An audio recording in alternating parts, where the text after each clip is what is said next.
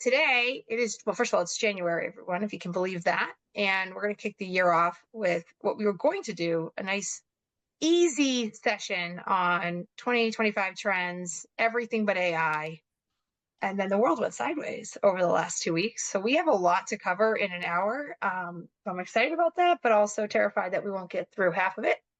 I've got a couple of guests here today, which we're going to have them introduce themselves in a moment. My name is Leah Daniels. I am the Chief Commercial Officer here at JobSync. With me co-hosting, I've got Alex Murphy, the CEO. He is currently on a mountain in Canada. We can all be jealous in a moment about that. And Justin Schmidt, our VP of Marketing, which I saw, and I've lost him on the Hollywood Squares at the moment. And then with us today, two of my favorites, Gerry, Crispin, and Chris Hoyt, both of CXR. Gerry, do you want to start and give everybody your illustrious history and why this is going to make it a very interesting conversation today?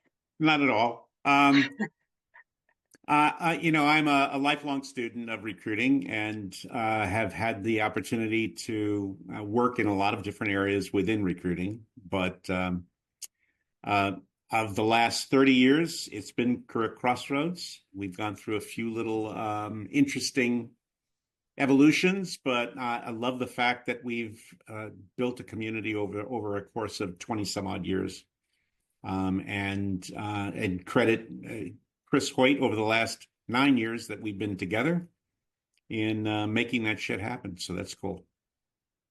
Love it. Chris? Yeah, my name is Chris Hoyt. I am a former talent acquisition leader and practitioner, and as Gerry mentioned, kind of moved over to the dark side of the equation, into the vendor space, and joined him about, we're going on, hard to believe we're going on 10 years. And if you're not familiar, we're a membership-based organization serving up TA leaders and their teams with a myriad of different ways to connect and talk about, big challenges and kind of what's keeping them up at night. And we have a lot of fun doing it. Amazing. And just for everybody on the call, we like to say, two chats going on at the same time, what's going on screen and what you hear through the audio, but also in the chat on Zoom here. So feel free, if you're not excited or want to jump in, throw in your questions. Justin is already starting to field through that. So happy to participate with you on the chat as well. So to get started today, Chris, you and I had a conversation not 4 or 5 weeks ago. And in that conversation, it was live on LinkedIn, you said 2025 is the end of DE&I. How much crystal ball here? How much just this is sort of the way we were going anyway did you have? And let's dig into what's happening right now on the DE&I front. Well, let me start by minor course correction. I don't know that it's the end of DE&I, but it is certainly a dark era for that work and that focus. I do think we come out of this eventually. I think there are only 1,146 days or something like that left. But I think when we talk, like we're talking about Facebook, McDonald's, Lowe's, John Deere. There's this huge list. Target. There are a huge list of organizations that are sort of backing off their DEI initiatives, and not just because I think the current administration step to dismantle these DEI programs, right? We're in the military, federal government, but also response goes all the way back. I think when we were talking in 2023, right? Like the Supreme Court's decision, this was the big flag, right? That said, oh no, what's coming? But the Supreme Court's decision against affirmative action in college admissions. So I think we've just kind of been watching that snowball. You're welcome, Alex. But that snowball just get bigger and bigger as it sort of rolls down the hill.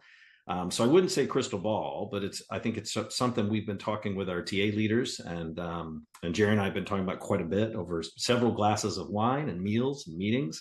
But it's just unfortunately gotten to a point now where it is a reality that folks aren't just able to kind of turn away from and say it's going to be fine. So we do see it coming. Yeah. I was just on the SHRM presentation at 1:00 Eastern time. I caught the first 40 minutes of it or so on this specific topic. And interestingly, towards when I had to jump off, the gentleman got on who ran the OFCCP program for a major employer, was talking through Title VII and his point of view on this, which I thought was interesting. His his point of view, and I think it's an important statement. Oh, oh no, I'm gonna mute her. His point of view, which was interesting, is that while the Harvard case says no more plus ones, you can't say you are from a disadvantaged group, you can have a plus one. It is not eliminating Title VII in the protected category. And so this is going to be a nuance, I think, for sure, right? So there may not be able to look at things and say, well, you fit in one of my categories, I'm going to give you a boost in terms of how I consider it. They are still going to leave protected categories in play, which means there's no discrimination on race, there's no discrimination on veterans, no discrimination on disability. How do you think that plays out? Because this is what I'm worried about, is I don't know if companies have the wherewithal and the operational perspective right now to figure out how to slice that particular nuance. Well, there's two things here. One, the Supreme Court decision was about admissions in college, not about hiring. Yeah. So that's the first set of issues. The second is the Supreme Court, if you read what they said, which was long and boring and all of that kind of stuff, and you got to read it a long time and talk to a bunch of lawyers about it, which is even more boring. But the fact of the matter is they stated specifically that, and again, affirmative action is not dead, that you can put your finger on the weight in relation to race, ethnicity, age, et cetera, et cetera, et cetera, but only to the point at which it represents either the marketplace or the population. So if 18% of the population is Black and your freshman class is 18%, give or take, you're fine. And if it's not, you can make an affirmative effort to make it 18% or move it in that direction. But you can't go beyond, is what the Supreme Court said, because now you're encroaching on other minorities, if you will, or other underrepresented groups. So that's number one. But I will tell you that the media, as well as an awful lot of folks who really haven't spent the time looking at this kind of stuff, have simply stated that affirmative action is dead, period. And that's just not true. And I think that's the comment that you're trying to make in relation to what Sherm was doing this afternoon. The more recent thing, obviously, is last Tuesday, the executive order that essentially said we, as recruiters, are illegally and purposely hiring unqualified minorities through affirmative action, and therefore anything that smacks of affirmative action should be called out as wrong and negative.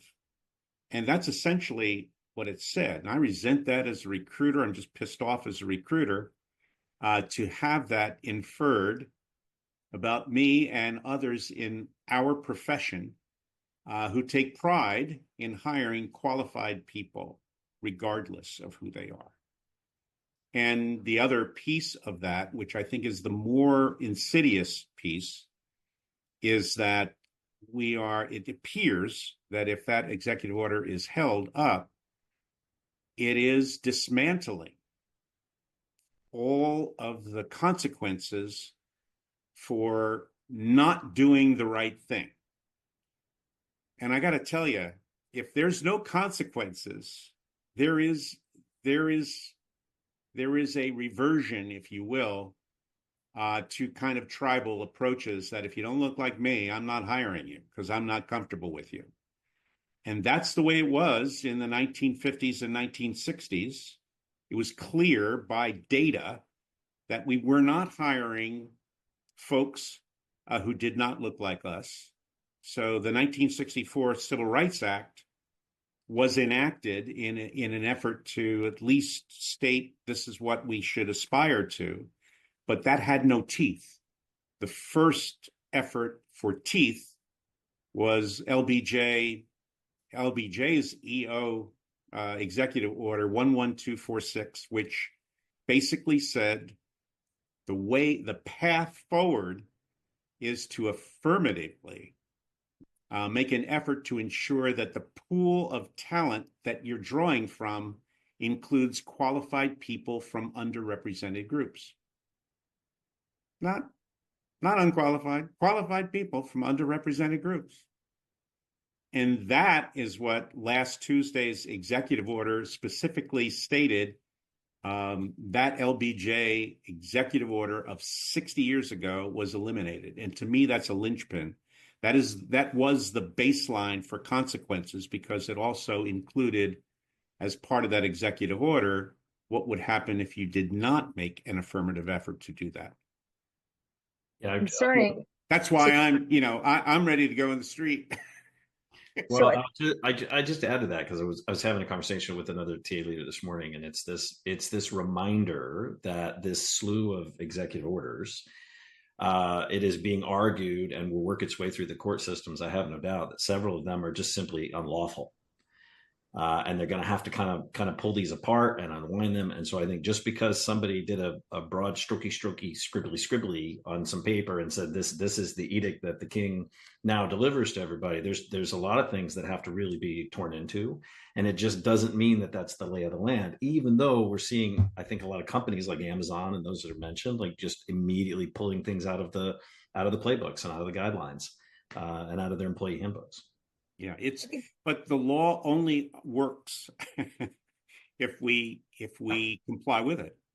And so I'm a fan of the fact that it will work its way through, Chris, but the fact of the matter is it sends a message that makes it a powerful motivator, which is by design, that would prefer to eliminate our investment, for example, in Society of Women Engineers, if in fact we're trying to hire more mechanical engineers, and we'd love to have a few mechanical engineers who happen to be women, who are qualified for the job.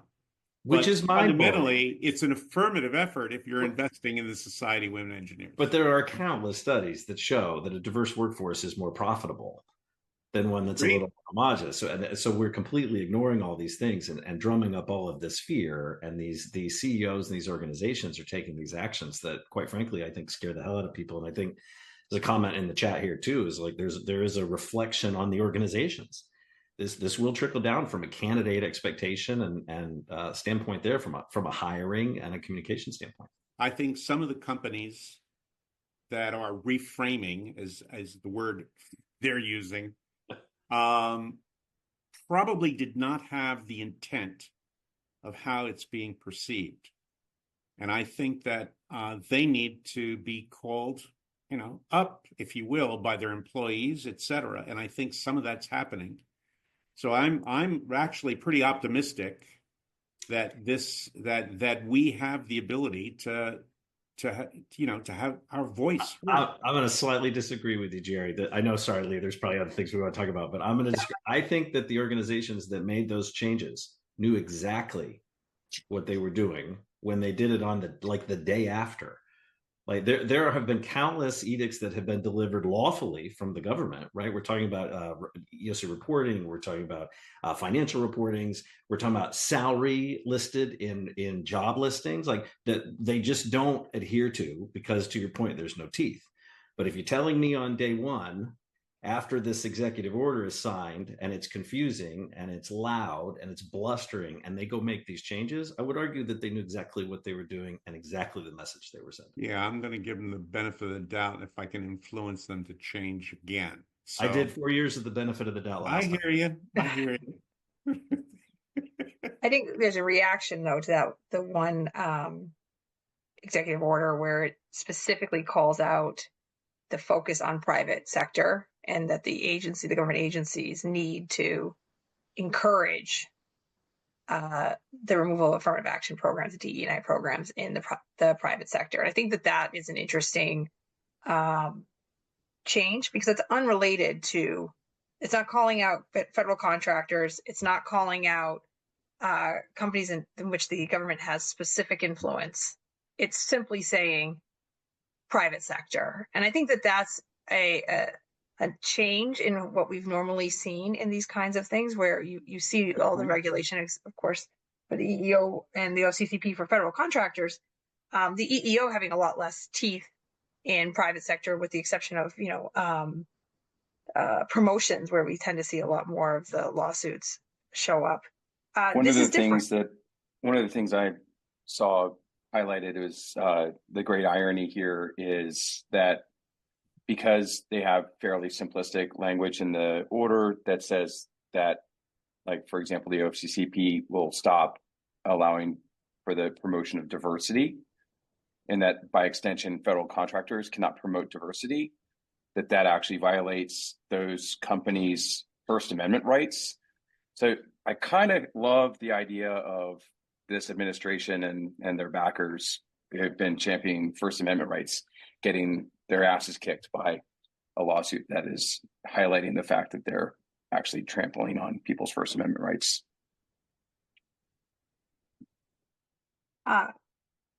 Switching gears a little bit, and I know I said everything except AI on this, but my crystal ball was not good, and I missed that we were going to see DeepSeek show up over the weekend. If anyone's not familiar with DeepSeek, it is a AI like a ChatGPT.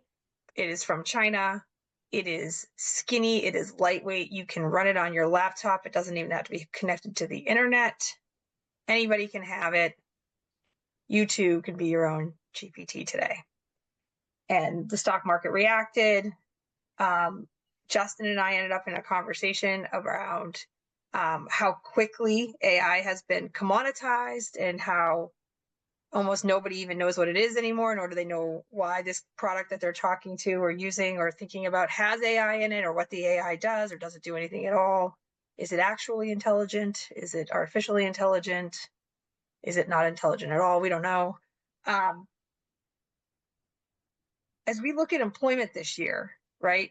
And obviously this has been a rapid commoditization of a thing that I believe a lot of enterprises have really put some bets on, right? We need to have more AI in our business. We need to automate more. By the way, I feel like those two words get interchanged a lot.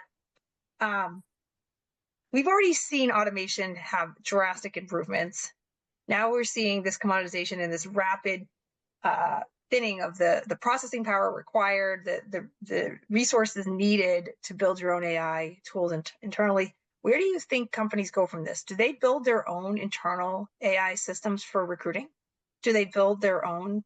Do they go and continue to buy products out in the market to help them? Do they just go in-house and do this themselves? What do you guys think happens to TA teams moving forward, given their access now to technology they didn't even have 4 months ago? I think so, Lee. I think I am optimistic. Like, if you're asking me about, like, what do we think's coming down the line? Like, we're not futurists, right? But I would say that to your first point, I am pretty optimistic about TA leaders really wrapping their arms around the differentiation between automation and AI, right? In our space, this is not the same thing. I am hopeful we're going to see less tech buying for the sake of buying tech. And more people leaning in to kind of solve real problems within TA, many of which I think get solved, presently by AI, but rather with, like, communication and strategy and planning and engagement and just kind of leaning in. But I think balancing that, I think we're going to see, and we're already seeing start of this, some upskilling in, like, these AI proficiencies and AI skills, and it's becoming more integrated, I think, within countless industries, and I think it's being used on some level within recruiting. I would argue at nearly every single organization out there. I don't care what any of them tell you. And what we're starting to see already are organizations, larger recruiting teams, beginning to create their own AI and automation COEs internally. Yeah. Right? So their own internal champions to decide, what should we be using and how should we be using it, and how should we be doing it smart, and how should we be doing it safely. So I think we're gonna see a lot more of that as it continues. Yeah, I think one of the problems, though, is it's the tip of the spear that we're looking at. It's a small group growing rapidly, obviously, but the change is happening so fast.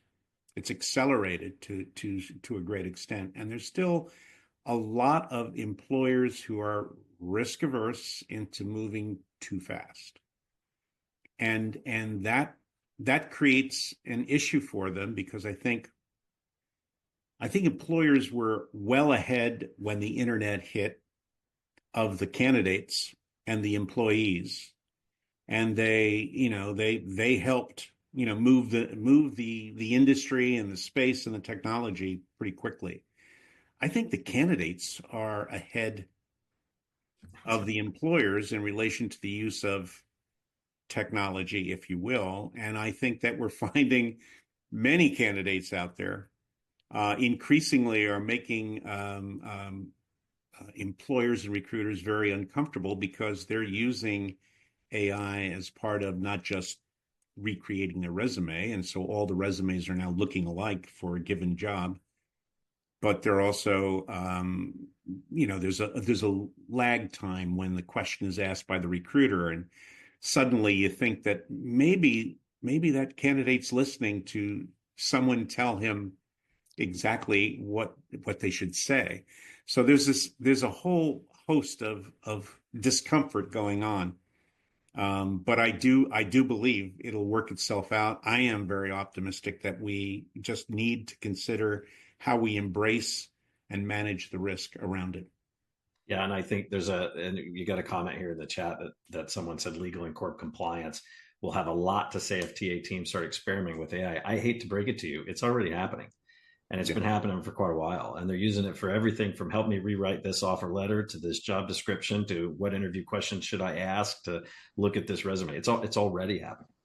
I do think that the thing that we need to do as employers is be clear from a policy point of view and a practice point of view to the candidates that we're dealing with in terms of what we're using. So first and foremost, here's how we're using AI in a positive way to constructively give you more opportunity to get up to bat and to compete for this job.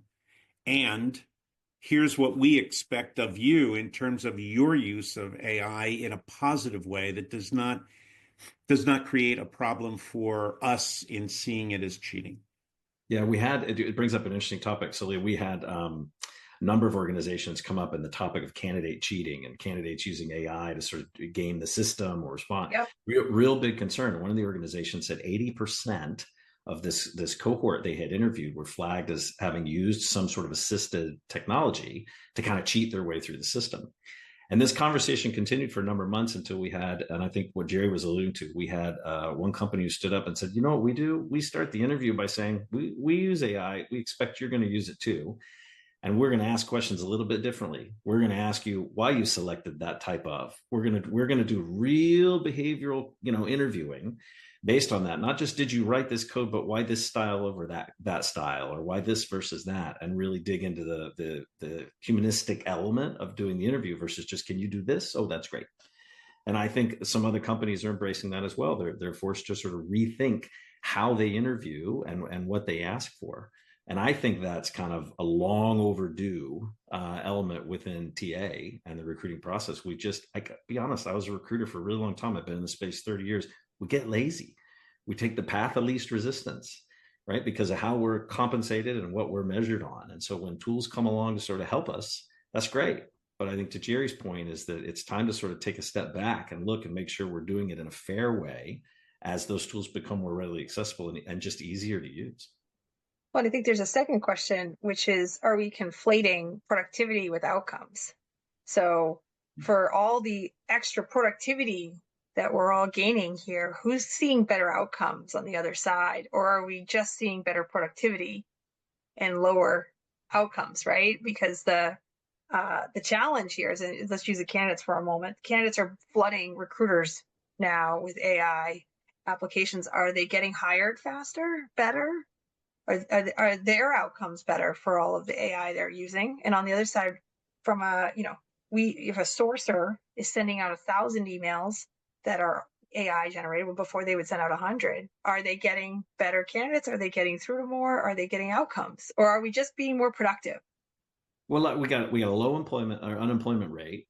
And the reason we gave the automation to the sourcing teams and to the recruiters was to help them reach more with less time. And so now, and Gerry, you were saying this, but now that table's flipped a little bit. We've leveled the scales a little bit because now the candidates are able to reach more with less time. So why shouldn't they be given sort of the same ability to be able to apply to more jobs with less of their own time? Why is their time worth more than the recruiter's time? And I think it creates a really kind of interesting equation, because this goes to the issue of, well, what did we do with all those people that we reached? Well, we didn't do anything with them. 5,000 people applied to a job that you had 20 roles to fill, and we let 4,000 plus of them not even get a response from us. Well, boo-hoo recruiter, when the candidates can now do the same thing and aren't responding to you or don't show up for something. This has been a long time coming, and I think there's just some adjustments need to be made on both sides. If transparency that we have causes candidates to increasingly think that they're getting a fair deal, that they're getting up to bat more often because they're able to articulate who they are and what they can do, and they're getting hired, and if not getting hired, they're getting some feedback, then you're going to see a change in the way in which candidates perceive the journey in terms of that recruiting. And if that occurs, then you're going to see, from the employer point of view, that their brand, if you will, is going to rise as a result of that. So when you're talking about outcomes, Leah, we've got to decide what are the outcomes that we're shooting for. And I do think that we want to shoot for outcomes that add value to each of the stakeholders. And then we got to decide what's the measure of that. And once we can do that, I think we're in pretty good shape. But there's not a lot of investment in measuring when we're stretching out the recruiting operation to the extent that we've done that. We need to have a little bit more investment in those outcomes. Well, and let's be clear. There's crap tools on both sides of the equation, right? There's crap tools that recruiters use, and there are crap tools that candidates are using. We like to tie the crap tools together. So that makes them extra better. Steven, jump in. You've never been shy. So just tying these two topics together, and what Gerry was just talking about, like we should be, we begs the question, who? So we as a TA industry might want to do one thing, but the people who are actually in charge want to do something very different. So I think we need to define, when we're talking about like we should be doing this, we are going to do this, who we is. But tying the two topics together, I think we're in the process of watching on Netflix. I think it's called America Primeval. It's basically like the settling of the Wild West, right before the Civil War. And what occurred to me last night as I was watching, I think it was the third episode, is that the most successful characters in this show are the ones that are the most sociopathic. Oh, good to know. That's terrifying. And or Canadian. I think right? no, definitely not. No. The Canadians no, were all drunk. Canadian. There was a French Canadian, a Métis guy. But anyway, another story for another day. It didn't end well for him. I'll just say that. I think what we are getting into is a hard pendulum swing away from society. I think most people wanting to have empathy, some being successful and trying to like do the rising tide lifts all ships kind of thing.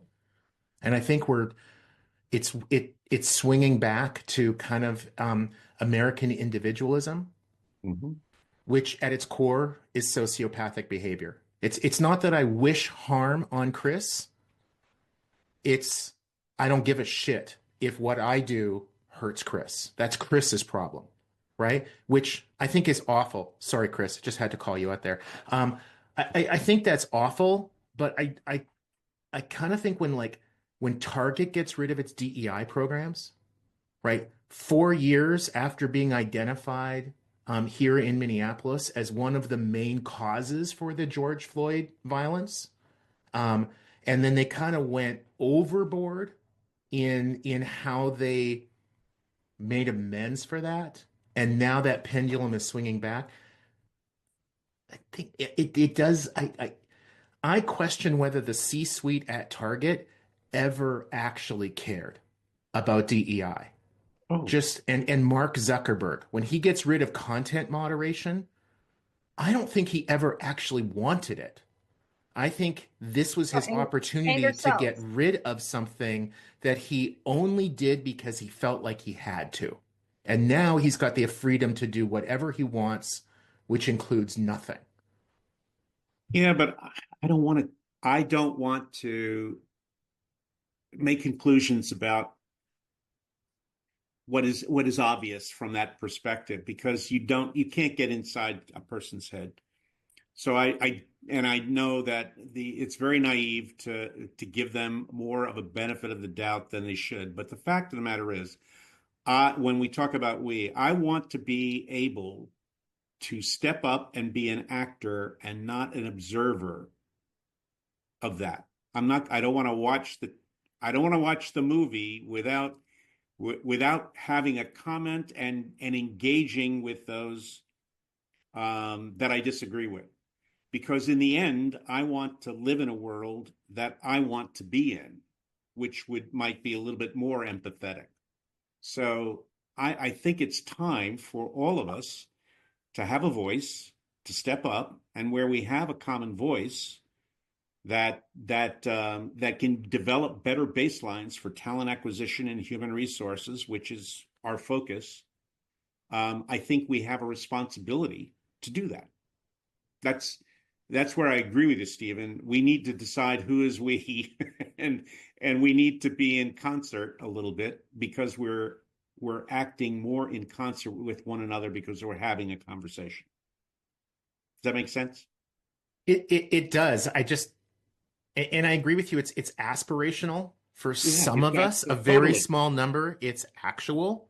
But when I see a very large corporation owned by very wealthy people, operated by very wealthy people, I I think we should not assume that what the corporation is doing is the same as what that C-suite and what the people who are Understood. controlling want to do. I think, and I think Alex wrote this, and the conversation has quickly devolved, but Leah's trying to bring us back on track.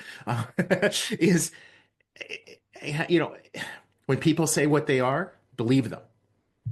And when Mark Zuckerberg kisses the ring, gets rid of content moderation, we we've seen this over and over again. At some point, I think we need to start understanding that he's a sociopath.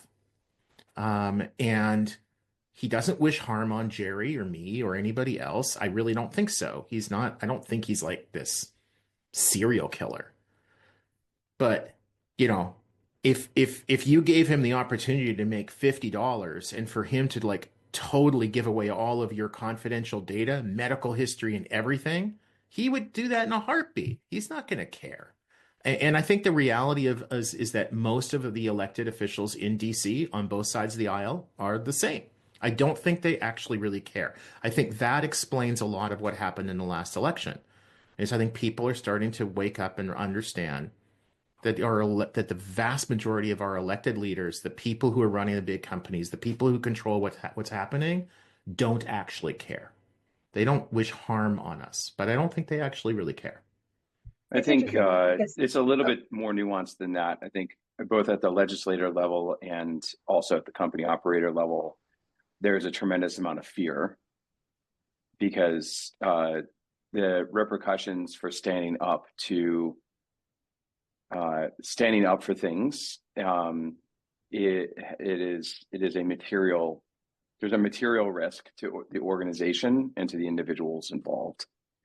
Right? We had the group I'm here with. We had a conversation about Liz Cheney this morning. Right? I mean, she stood out and stepped up, and she's absolutely been attacked for it. Everybody else learned how to act based upon that interaction. So there's something more than just the desire for people to be able to shed these programs from their roles, so to speak. You know, Alex, I think you raised kind of a point of like who's standing up, and I think we saw this week, and now like Costco is kind of putting a flag in the ground. Yep. It will be fascinating to kind of see what organizations rally behind, because it takes a giant to stand up, right? So we're going to see what organizations sort of rally behind either out loud or quietly. And it'll be really interesting for me to see what happens to that customer base. Like what hit will Costco take, right? What business will Sam's Club inherit from Costco, right, over to Walmart versus Costco, who's taking that stance, or will consumers sort of vote with their wallets en masse, or big enough for anybody to care on either side? As long as I mean, Costco keeps selling hot dogs for $1.50, I think they're going to be just fine with the vast majority of America.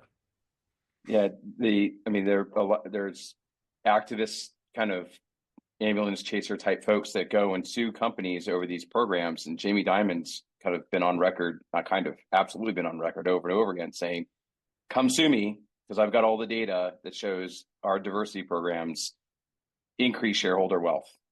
Right. And so he's standing up and putting the data where it counts, so to speak. And that's where we need to highlight.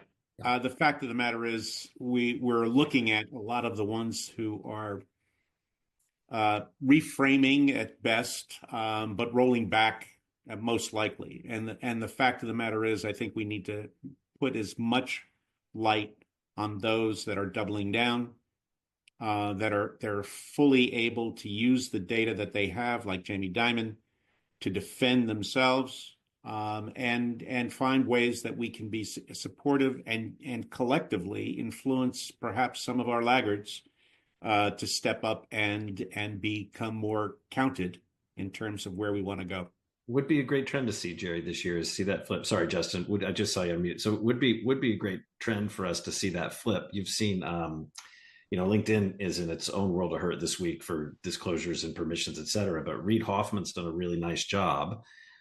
He's got this podcast that he's flipped on where they're talking about how using AI to not the doom and gloom of the world, but let's lean in on AI to see how we improve everything, how we make things better. I'd love to see a trend this year where we highlight the champions, where we highlight the people that are doing the right thing, where we highlight the people that are trying to improve the industry, versus kind of folding to most of what we're seeing on the news and in these mainstream channels of like, look who's unwinding DEI. It would be a nice trend. Justin, get in there. It would be a great trend. And in one of the better segues and getting the panel back on track I will ever do in my entire career, the Costco and the brand recognition and the immediate sense of love for their $1.50 hot dogs and their commitment to DEI speaks exactly to Jane Vader's question that she asked a few minutes ago. And I wanted to make sure you guys captured it. I'm particularly concerned with how this impacts the candidate's perception of the recruiting process. Would love a discussion on how an employer can address these perceptions and misconceptions. This is in with regard to some of the DEI and other kind of changes. And then we also had a question about from Emma about data-backed assessments on what hiring practice actually improved outcomes for minorities.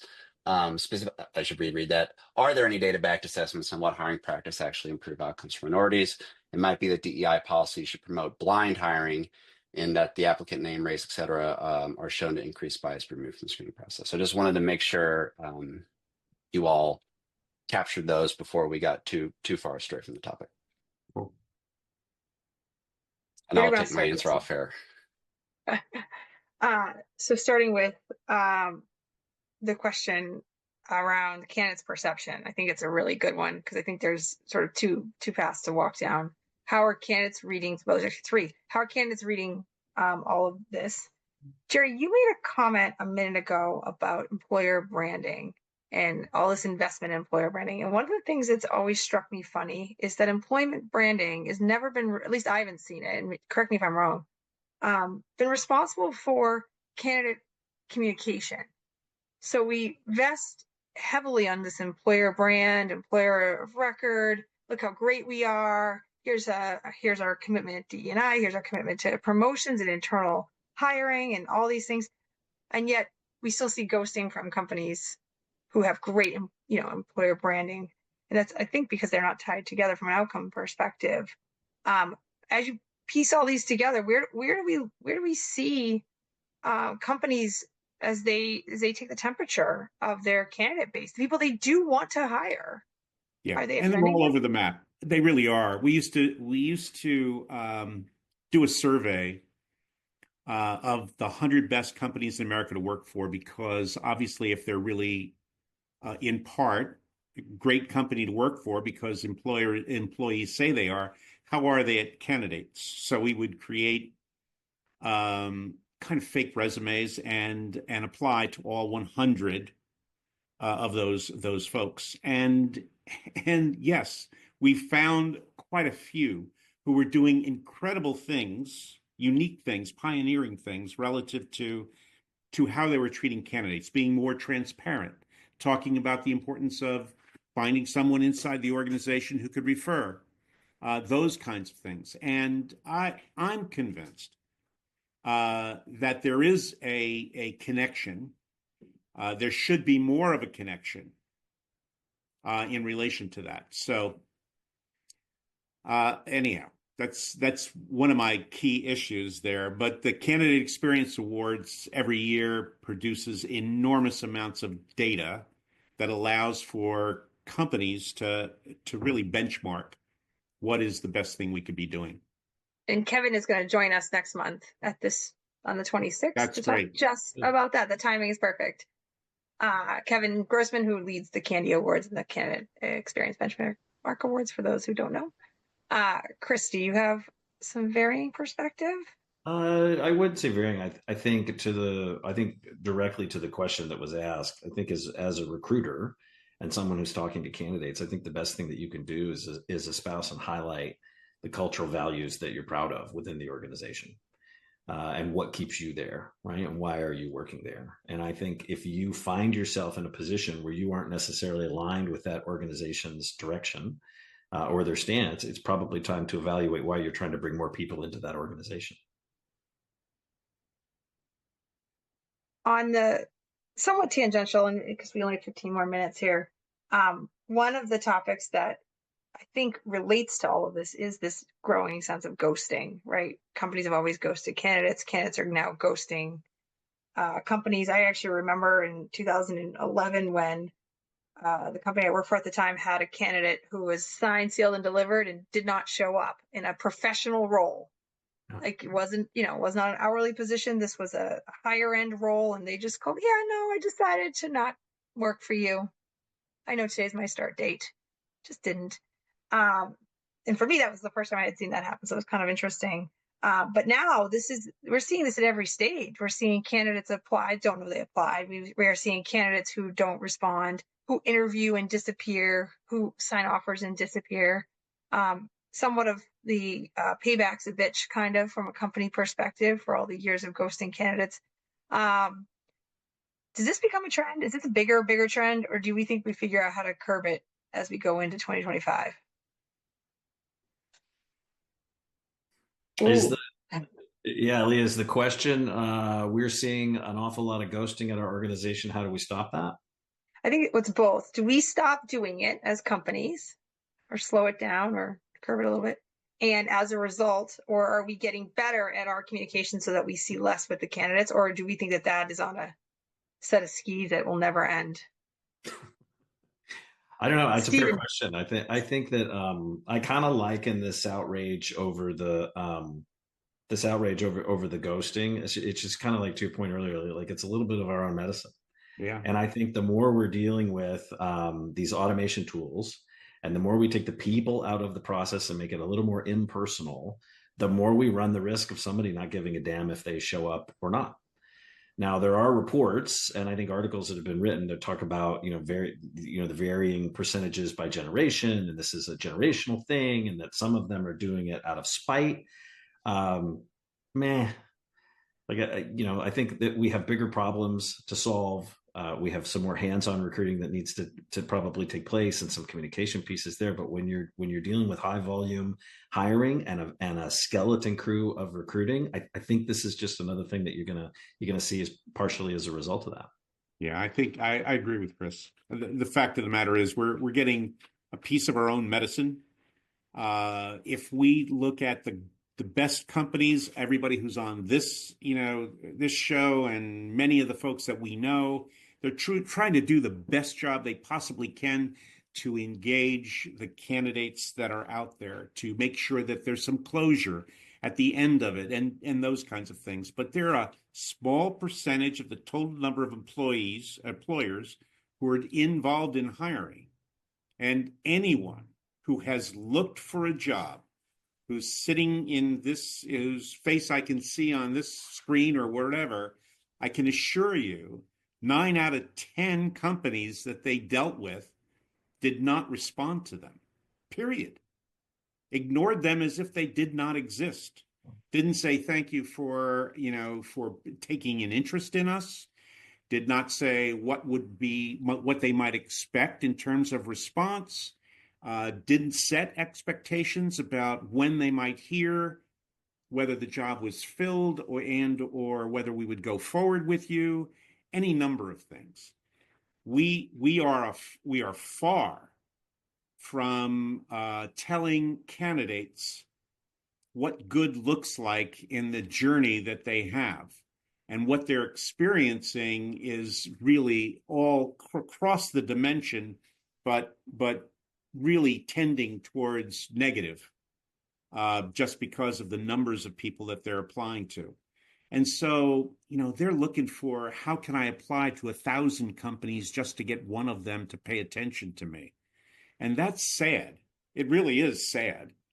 I wish we could get to a point where candidates believed that recruiters were as positive as, let's say, nurses in perception, as opposed to our comparison between us and used car salesmen and politicians. So we've got a long way to go. And the answer is going to be potentially with automation, but changes in kind. We've got to be able to go to the top of the funnel and say, every one of you who expresses sincere interest in our company will get interviewed. Just might not be by a human. And Meet Alexa. in doing so, you will get up to bat to compete, and we'll give you feedback. To some degree, we've got to figure out how to use technology to change the way we treat that top of the funnel and the perception they have of us. Otherwise, it will increase. I think it's interesting because the data, the unemployment rate today is not tremendously high. We're still at 4.1%. It's slightly up from just past pandemic levels, but as compared to the early 2000s and just after 2008, 2009, and going into 10, 11, 12, we're still low. And yet the thing I hear a lot about is unqualified candidates applying for my jobs. This is before even there were bots. People are applying. Why is there such a mismatch here? Is a fascinating question, right? And it's a perception, is really part of all of this. That people's perception of the right job for themselves versus a company's perception of the right job for that person are wildly off in a lot of cases. And I think that's contributing to a lot of this, is that we have this mismatch of what we're looking for in people that we will hire versus who's willing to raise their hand and say, look at me, I'm genuinely interested in your electrical engineering position. I mean, I don't have a degree in electrical engineering or any experience on it, but I'm genuinely interested in it. Thank you for putting the salary. I'm particularly interested in that.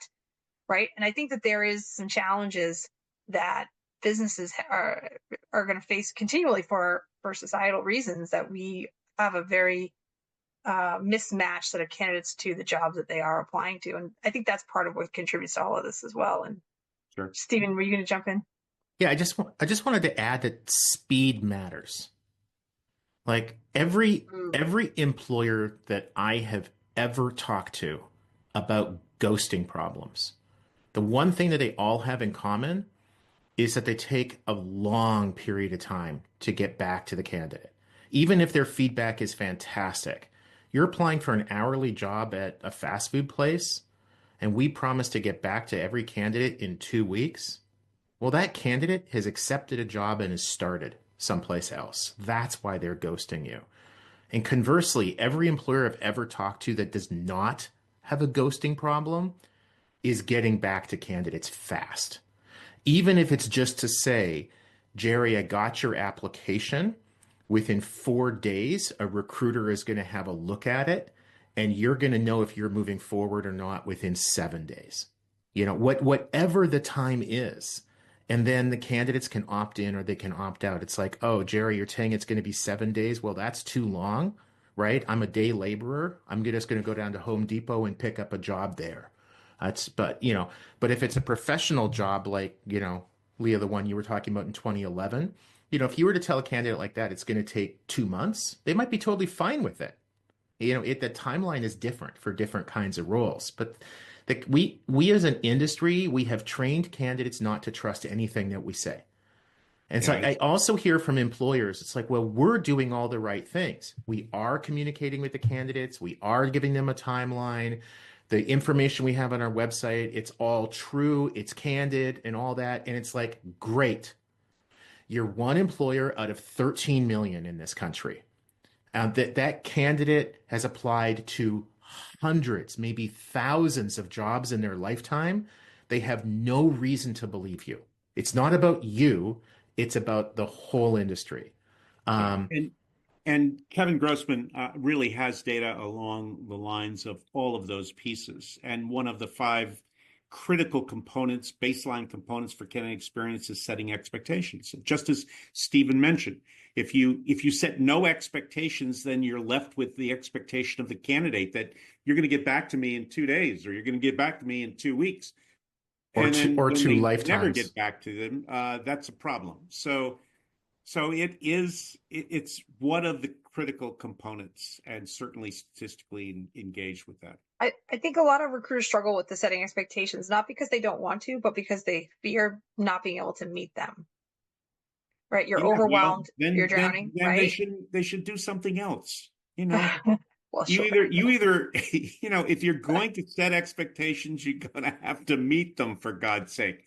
And if you fail to make expectations, what kind of a company are you in? I don't think the performance of the company is going to be very good, because I assume that the performance of the company is based on establishing goals and then meeting them, and then publishing that we've done that, and then you get better stock prices. Nobody's asking the recruiter to communicate an unrealistic expectation. We want a realistic expectation. If they looked and said it is going to, every time, unless a meteor hits, we are going to get back to you within 10 days, then promise 12. Because then if you get back to them in 10, you're a frickin' hero. And if you get back to them in 7, you can walk on water and turn water into wine. It's about accountability. And so when I hear that, oh, well, I don't want to make these promises because I might not be able to fulfill them, then what you're thinking you need to promise is again, it's aspirational. Just be realistic and just say, I can always get back to candidates in 10 days, and therefore I'm going to promise 12. That's all people are asking for. Yeah, I pull it full circle too, because I think, Leah, you talk about technology and AI and automation, and I think this is one of those problems where there is a solution, right? There is a way to have technology come in and help with these candidate agents, or these communication pieces, or these bots that can check statuses and where you are in the steps and set expectations. There are solutions for this when implemented correctly and thoughtfully with that mission in mind. That's the problem, right? And I think, I just, as we wrap up, I have in the back of my head, the email that Taleo sends from do-not-reply@invalidemail.com, right? Or we have our ATS set up with 213 different statuses. So good luck understanding what that one says.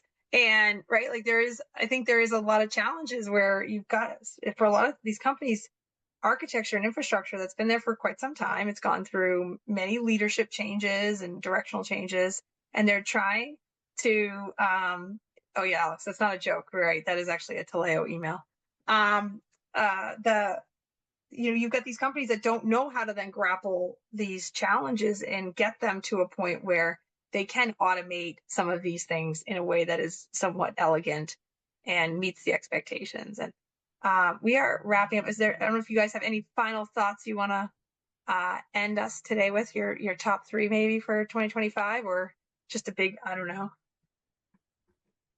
Chris, go first. Top 3, like from a top 3 trends and predictions. Yeah, just 3 quickly. You have I'll give minute. you one. I think it's going to be really, it's going to be really fun and frustrating to sort of walk this tightrope of fair and ethical hiring within these organizations that are reframing or even unwinding formal or trackable D&I recruiting work. I think that's going to be a bit of a challenge. I think we're going to see a lot of leaders trying to lean in and figure out, how do I do the right thing, even if maybe the optics aren't so great for some of those. I think I mentioned earlier, optimistic about the automation versus AI. TA leaders really figuring out there is a difference. Those aren't the same things. And then I'll go back to when we started. I think we're going to see an awful lot of upskilling and AI proficiency. I think that's going to be a big one within our space and on a couple of different levels. So if I had to pick 3 real fast, that's where I'd go. I would pick some of those, but I'll tell you, I think we're going to see an emergence of a whole new set of applications that help recruiters deal with the interview in real time. And to the degree to which they're transparent about it, and perhaps complementary to the candidates who also will have apps that will help them with interviews in real time. I think that's going to be a key issue. And I think we're going to see some shifts towards how we handle the top of the funnel. And I'm really convinced that we need to pivot measuring candidate experience in terms of fairness, perceived fairness in terms of what they're doing. And I do think that will be aligned with affirmative action DE&I. Yeah, if DEI tanks hard, and I don't think that it will in the long run, if it tanks hard, it's going to be ripple effect into who gives a shit about candidate experience. Full stop.